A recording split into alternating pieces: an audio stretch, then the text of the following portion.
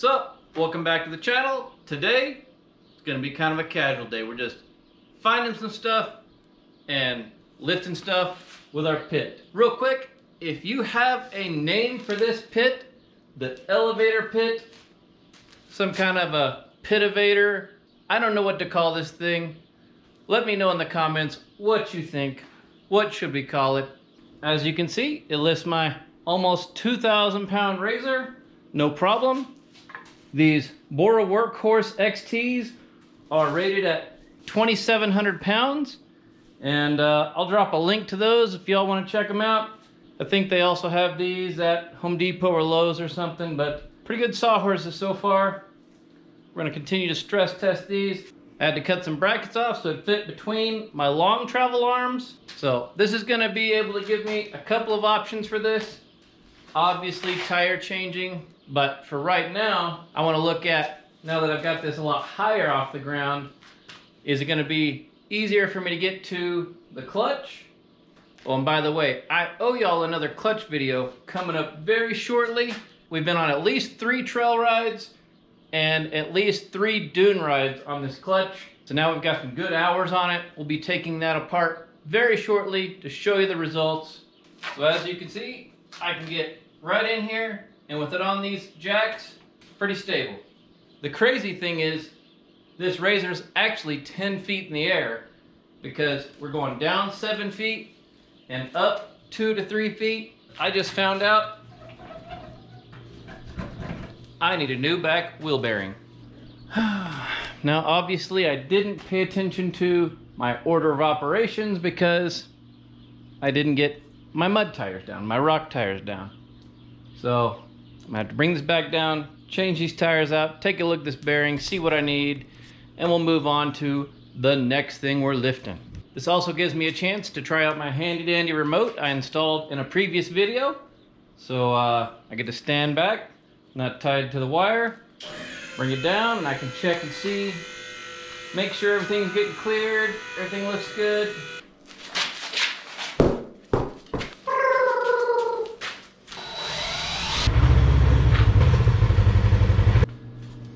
Going back up.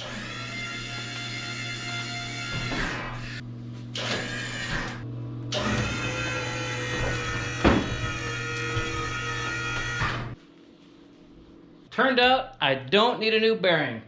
Whoever worked on my vehicle last did not put the pin back in the axle. So excited having professionals do the work. You wonder why I built the pit? This is why.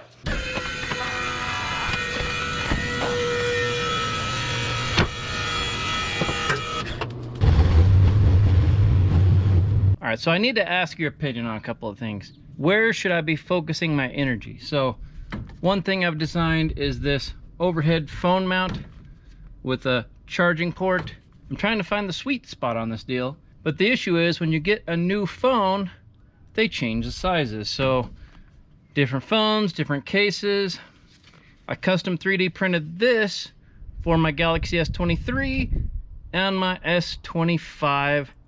Doesn't have curved rims, so this doesn't fit anymore. New case has different bumps, so trying to make this universal to where anyone can use it has been kind of difficult. It's supposed to go in here. It's supposed to slide in. It's supposed to come in. These clips are supposed to clip. It clips, it starts charging. So it's not in there real tight how this is, you know, but we can go in here, we can select music, we can turn on the Bluetooth speaker, play some music, and I like to leave it in this drop down so I can control my volume and control my brightness. I just kind of leave it here and then I can hit play. But the hardest thing about trying to have an off-road phone mount, like I want it underneath here so it's not too bright on the screen.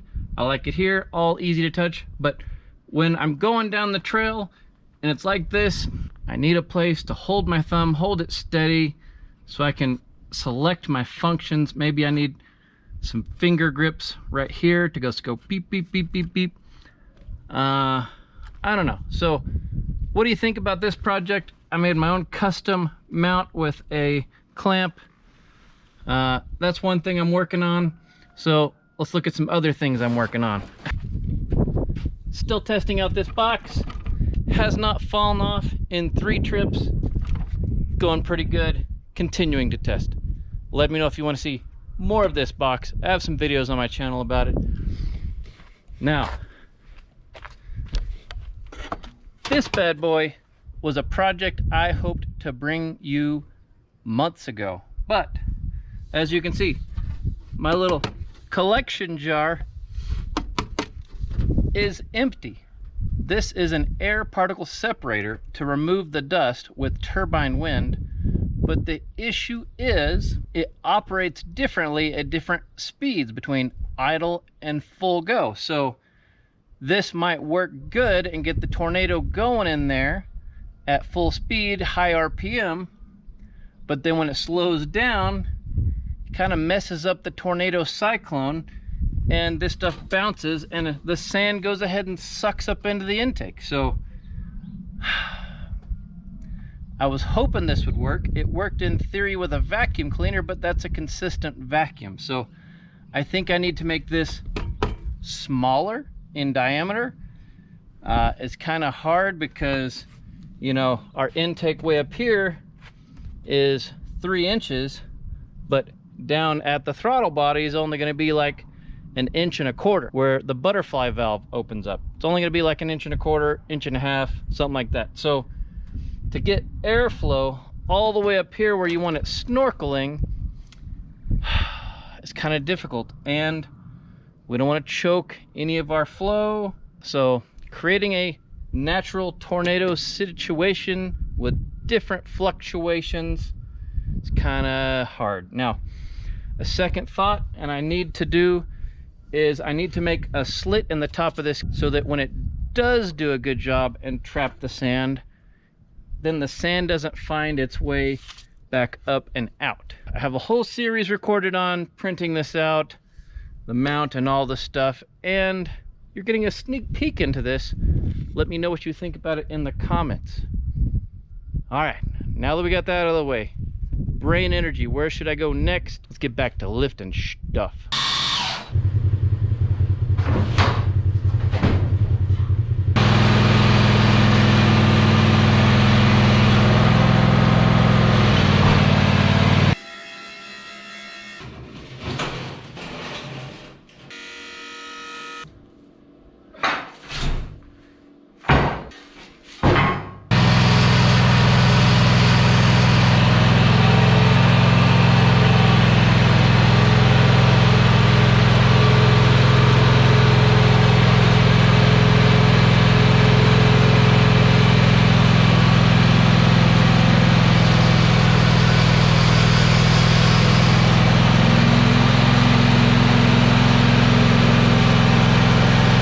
Uppies.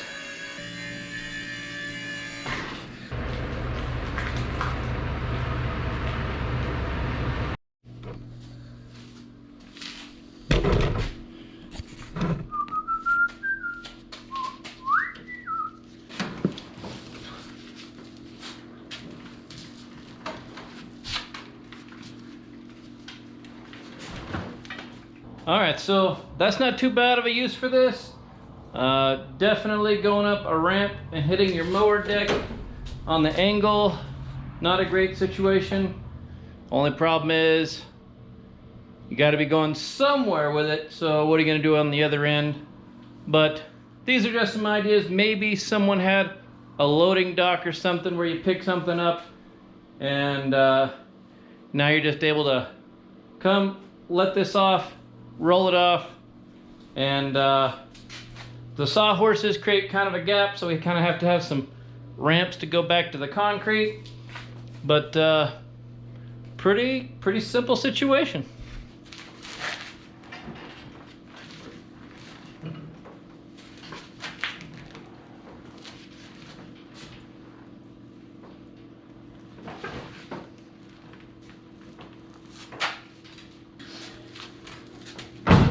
What about all the other heavy things that you don't want to put in your pickup, or maybe only want to do it twice?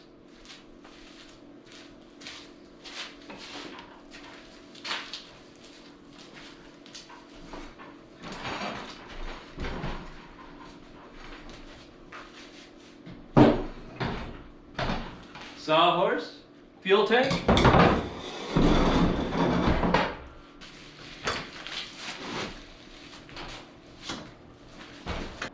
refrigerator, generator, welder.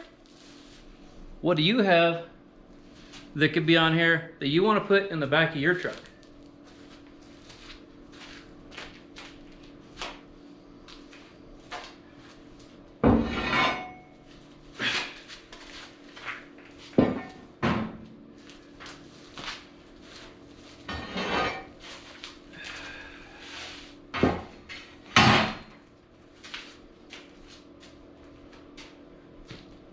Going up.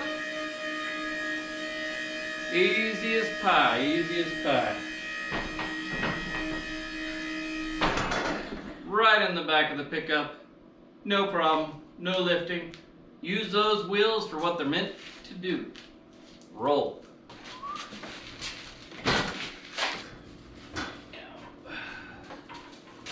And once again, like if you're working on this, you got this up here, maybe there's things you're doing on low, you have this and you can just kind of bring it up where you want to work on it. Come in here, doing an oil change. Not too bad, not too bad. The future of working on things is looking brighter around here. Fortunately, unfortunately, I got this thing fixed up pretty good this summer, so I don't need to work on this. Let's bring in something I do need to work on, and let's see how that works.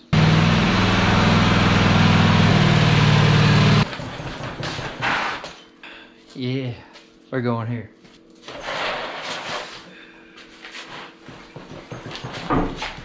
Put it in gear. All right. Beam me up, Scotty. Oh yeah. This is gonna be choice. So this has been sitting since 2018 when I got my 4-seat RZR. I had 2 children that were not big enough to drive anything, so I abandoned quad riding. I didn't forget, because I kept it.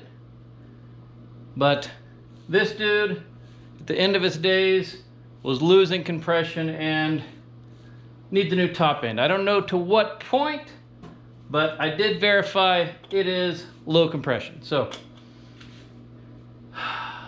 little in the background project. Let me know if you would like to see me overhaul this engine. And I believe that MCB has some parts for this, so maybe we can work on a collab for that. I don't know. Let me know in the comments. 400EX, a legend of the late 90s, early 2000s. Before the 450 models came in, people were tired of tuning 2-strokes, and this is probably one of the most reliable machines you can buy. It just goes and it goes. Air cooled, super cool back in the day, super cool. I was so jealous when I was in high school. I wanted these bad. Grew up, worked some overtime, bought one. Success. I'm ready to do some wheelies again, and I have kids that are now old enough to drive this without getting ran over. This is on the to-do list. Let me know the priority.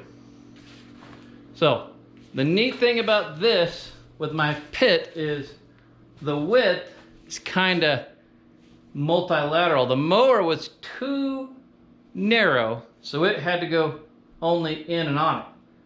But this one can be on the board or just on the sawhorses. Let's try that out. So,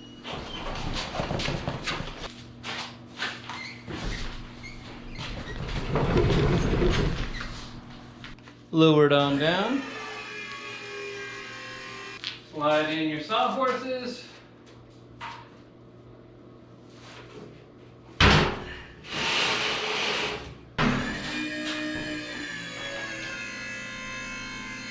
No problem. There it is. It would have been better if this a little bit wider. It's a little close. But it worked. We got it up here. Got one sawhorse this way. We can change tires, do bearings. Got it underneath the main frame so I can work on my swing arm if I needed to. Definitely replaced those bearings before, so this is super ideal for working on a quad. Possibly even a motorcycle. Maybe a couple different setups to have to figure out, but man, working height, working bench, didn't hurt my back. I don't have to find a place to put some kind of extra lift.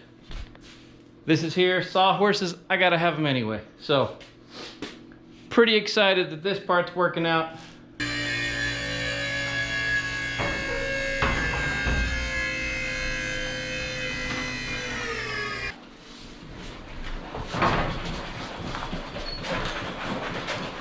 And as always, there's never a hole in the floor, so nothing to fall into. Thanks for watching.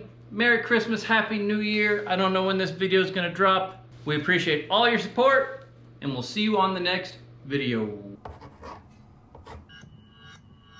Don't do that.